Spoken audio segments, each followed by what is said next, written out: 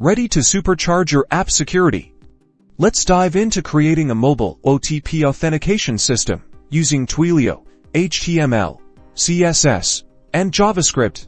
First, we'll craft the front end using HTML and CSS, designing a clean and user-friendly input field for the OTP. Make sure to create a visually appealing design and intuitive layout for the user to easily enter the code. Next, JavaScript comes into play. We'll write functions to handle the OTP submission and integrate with Twilio's Verify API. This involves sending the user's phone number to the backend to initiate the OTP sending process. Now, let's talk about the backend on the server side. We'll use a language like Node.js, Python, or PHP to communicate with the Twilio Verify API. The backend is responsible for sending the OTP to the user's mobile number and subsequently verifying the OTP against Twilio's records. This code will include calls to the Twilio API using your account SID and auth token to both send the OTP and verify when the user submits it. Remember to handle any errors gracefully and provide informative feedback to the user. Finally,